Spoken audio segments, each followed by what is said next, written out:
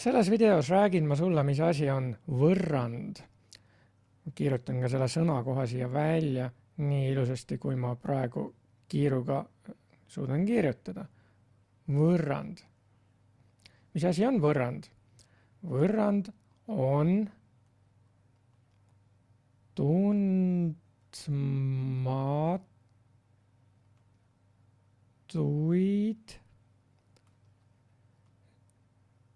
sisaldav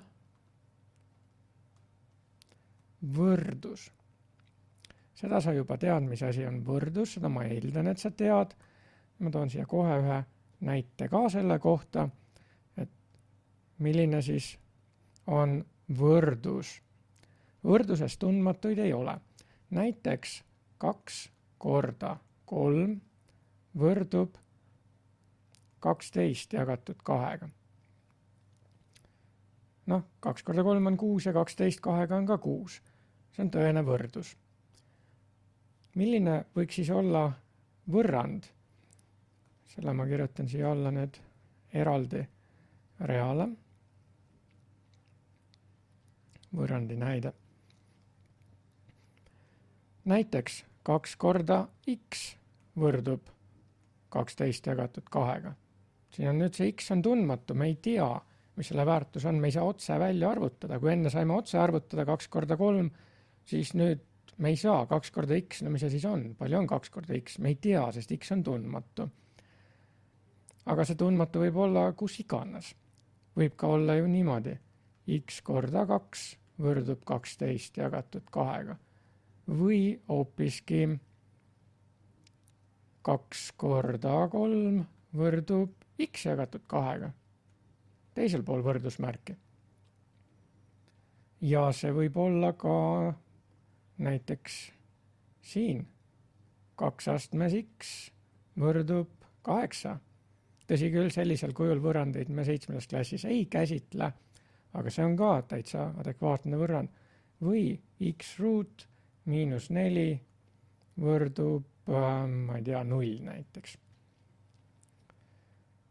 Ja see ei pea üldse olema x, see võib olla a või b või maja. See võib olla selline asi ka, täiesti legaalne võrrand on ka y võrdub a korda 5. Ja siin on 2 tundmatut sees. Võib olla ka kiirus võrdub näiteks 60 jagatud 30. See on ka võrrand, siin on muutuja on kiirus. Ja see on ka üks näide, eluline näide, et kus meil üldse võrrandit võiks vaja minna näiteks. Ma teen siia üles kuskile paremale ühe helesinise näite, et kui sa sõidad jalgrattaga näiteks kiirusega 15 kilomeetrit tunnis, suudad küll sellise kiirusega sõita ju, eks ole. Ma tähistan selle ka, et see on kiirus velocity inglise keeles. Ja sul on vaja läbida selline vahemaa nagu 5 kilomeetrit. See S tuleneb sõnast spatium, vahemaa. Ja sul on vaja välja arvutada siis aeg, kui kaua sa sõidad 5 kilomeetrit, kui sa kogu aeg sõidaksid sellise kiirusega või keskmiselt sellise kiirusega. Meil on teada selline valem nagu T võrdub S jagatud V-ga. Ja kui me siia asemele paneme nüüd arvud, siis me saamegi, et 5 jagatud 15-ga võrdub 1/3 tundi. See on siis 20 minutit. Ja kindlasti, kui tekstiülesannete juurde jõuame ja sa vahepeal ei kasuta ühikud ja pärast paned ühiku, siis pane see sulgudesse. Aga nüüd ma näitan, kuidas me saaksime nendele tundmatutele väärtused arvutada. Muidugi, kui sul siin on selline lihtne võrrand nagu 2 korda x võrdub 12 jagatud 2, arvutad välja 12 jagatud 2 võrdub 6 ja saad väga lihtsasti, et x asemel peaks 3 olema. Aga vahel on keerulisemad võrrandid ja sa niimoodi peale vaadates kohe ei saa öelda, et milline see tundmatu väärtus võiks olla. Ja selleks on põhilised tehnikad, mida ma näitan praegu kõige lihtsamate võrrandite puhul. kus esineb ainult üks tundmatu ja see tundmatu esineb ainult ühe korra, seega ka ainult ühel võrrandi poolel, kus tuleb teha ainult üks tehe, et see võrrand lahendada. Et sa pärast oskaksid seda ka mitme tehtega lahenduvas võrrandis kasutada. Niisiis, esimene tüüp, no ma meelevaldselt nimetan, et see on esimene. See on siis see, kus peaks midagi maha lahutama. Me võime ju kujutada ette, et võrrand on nagu kaal. No ma panen siia ülesse väikse sellise kaalu. Nii, kaalukausid ühel pool ja teisel pool. Oletame, et need on ühesugused. Kui need praegu midagi on siin ühel pool sees ja midagi on ka teisel pool sees ja kaal on tasakaalus. Kui ma ühelt poolt midagi ära võtan, mis siis juhtub? Siis juhtub ju see, et kaal läheb paigast tasakaalust välja. Et see, kus ma ära võtan, see tõuseb üles, sest see läheb kergemaks kui see teine.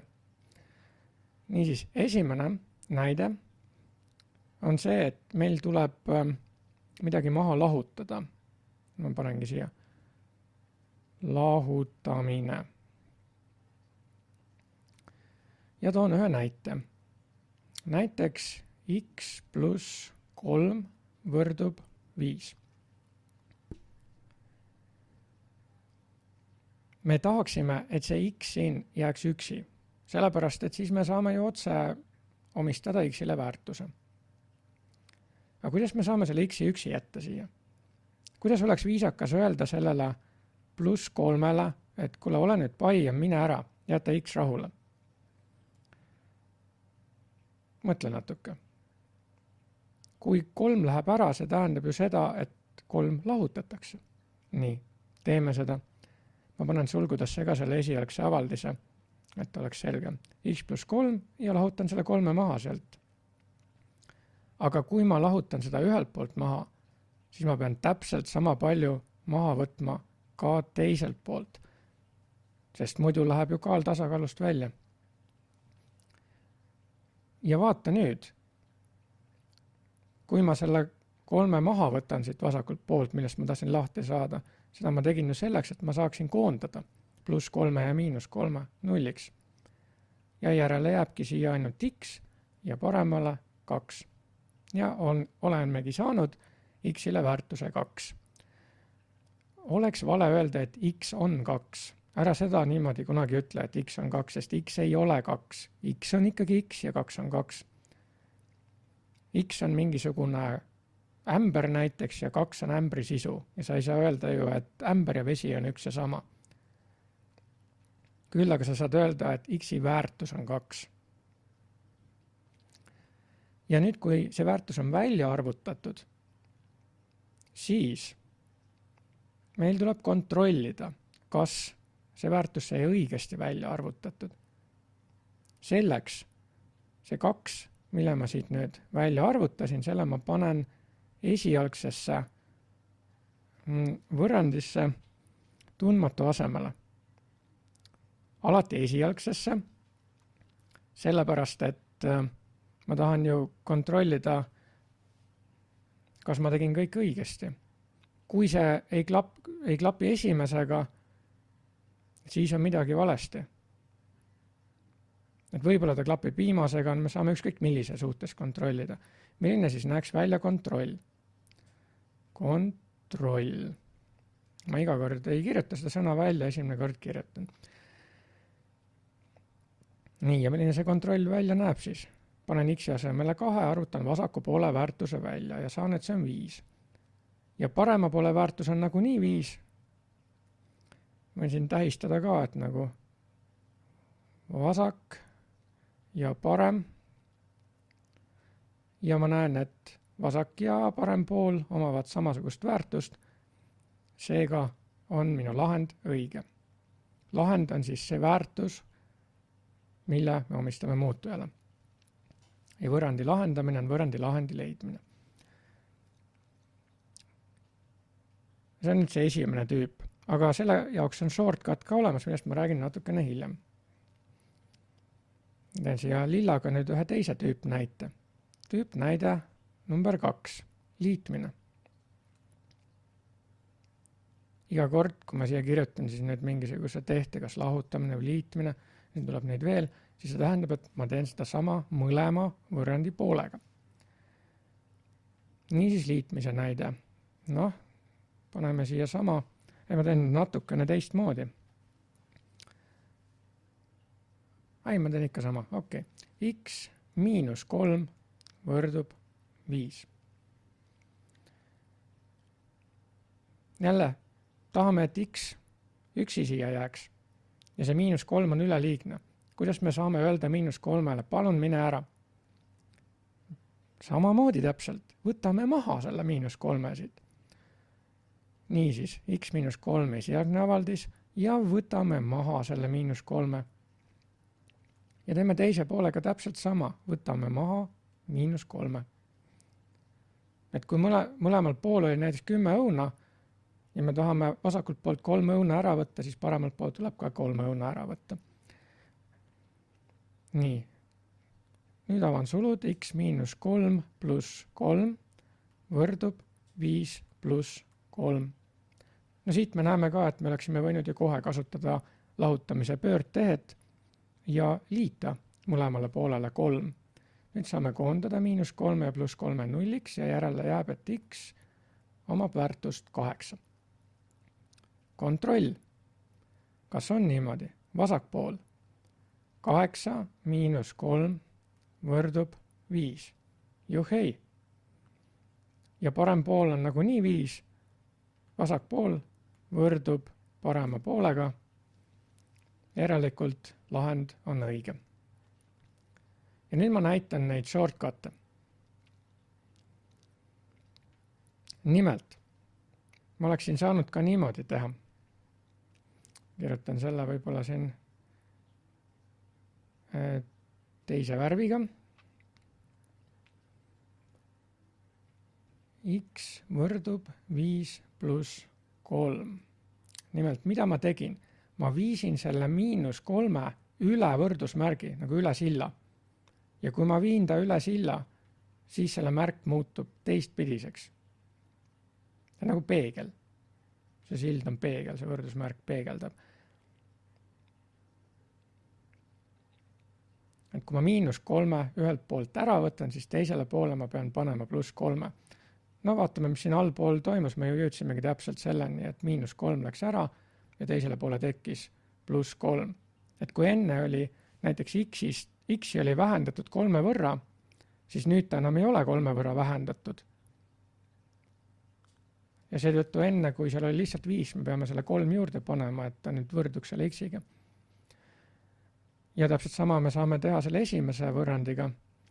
X võrdub 5 miinus 3. Nüüd me viime pluss 3 üle silla ja selle pluss 3 märk muutub miinuseks ja saame miinus 3 siia. Nüüd edasi ma räägin kolmandast juhust. Teeks selle roheliselt siia. Kolmas võiks olla näiteks jagamine.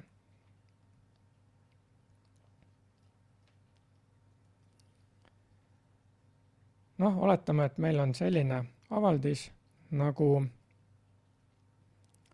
2 korda A võrdub 6. Jälle tahame, et muutuja jääks üksi ühele poole võrdusmärki. Praegu meil ei ole siin selle muutujaga midagi liidetud, seega me ei saa midagi lahutada. Küll aga on sellel muutujal kordaja. Tahaks nüüd sellest kordajast, sellest 2 siin lahti saada. Ja kuidas seda teha? Jagame mõlemad pooled kordajaga läbi. Antud juhul kordaja on 2, siis jagame mõlemad pooled 2-ga läbi. Niisiis, vasakul me teeme sellise tehte nagu 2 korda A jagatud 2-ga ja paremal teeme sellise tehte nagu 6 jagatud 2-ga.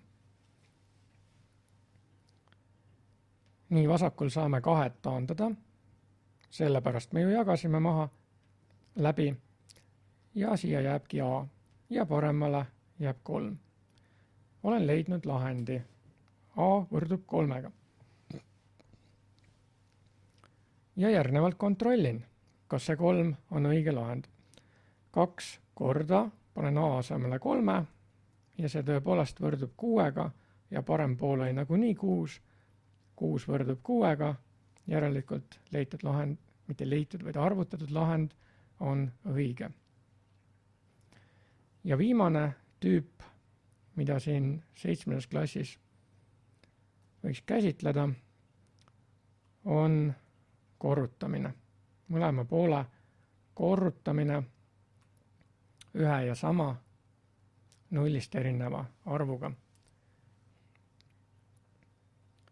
Paneks selle kohe siia juurde, et see kehtib korrutamise ja jagamise puhul, et see peab olema nullist erineva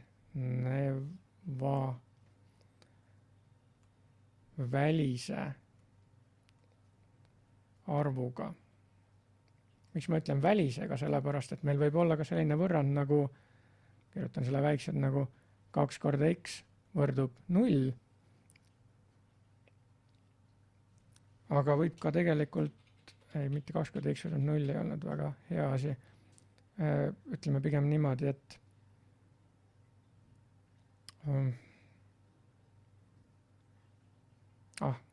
las ta nüüd olla.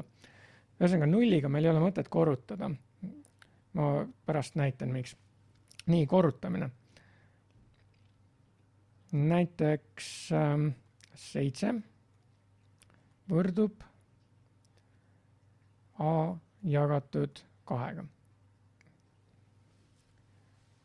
Nüüd me näeme, et A on korrutatud ühe kahendikuga, ehk siis A kordaja on 1 kahendik. See tähendab, et me saame jagada mõlemad pooled läbi ühe kahendikuga, aga me võime seda ka kirjutada, et me korrutame 2-ga. Sellepärast, et kuna A on jagatud 2-ga, siis me saame mõlemad pooled korrutada selle A jagaja pöördväärtusega, et jagamise pöördtehe on korrutamine. Ja siis me saame, et 7 korda 2 võrdub A jagatud 2-ga korda 2. Ja selleks, et me saaksime nüüd need kahed taandada, mõlemad 2-ga, ja saame, et 14 võrdub A-ga. Oleme leidnud lahendi ja seda tuleb nüüd kontrollida. Vasak pool on 7. Parem pool on 14 jagatud 2-ga võrdub 7. Ja saime, et vasak pool võrdub parema poolega. Ja siia lõppu nüüd veel see, millest ma enne tahtsin rääkida, et miks me ei või korrutada või jagada 0-ga läbi. Väga lihtne, kui sa siin kas või selles viimases näites või eelviimases näites, kui sa siin jagaksid 0-ga, mis siis juhtuks? Tekiks ju 0-ga jagamine, 0-ga ei saa jagada, kui sa just Chuck Norris ei ole. Nii, ja vastupidi, kui sa korrutaksid 0-ga, ma panen siia ühe mingi suvalise näite alla, näiteks 7 korda U võrdub 20. Või lihtsam, et paneme 21. Seda on lihtne arvutada, U asemel peaks olema 3, eks ole, 7 korda 3 on 21. Ja kui ma nüüd korrutan mõlemad pooled 0-ga läbi, siis ma saaksin, et 0 võrdub 0-ga. Aga kuidas ma siit nüüd U teada saan? Mitte kuidagi ju. See U kaob siis ju ära, sest 0 nullib ära ka muutuja. Ja niimoodi ma ei saagi teada, mis selle muutuja väärtus on. Seda ma tean niigi, et 0 võrdub 0-ga, aga mul on ju vaja U-le väärtus leida. Nii et kui korrutad võrrandi pooli ühe ja sama arvuga, siis see arv ei tohi olla 0. Need olid siis need 4 kõige lihtsamat tüüpi. Ja üldiselt võiks öelda, et kui sa võrrandi ühe poolega midagi teed, siis sa pead teise poolega täpselt sama asja tegema. Toon siia veel ühe näite, et kui on näiteks 2 korda x võrdub 4, siis sa saad tõsta ju ka astmesse ja siis sa saaksid 4 korda x ruut võrdub 16. Näed, kuidas mõlema poolega ma olen teinud sama tehte. See on selline tehe, mida sa oskad ka teha, aga astendamist ei kasutata võrrandites veel. Mõlema poole astendamist ei kasutata võrrandites veel 7. klassis, sellepärast et 7. klassis ei õpetata astendamise pöördtehet, kas siis juurimist või logaritmimist.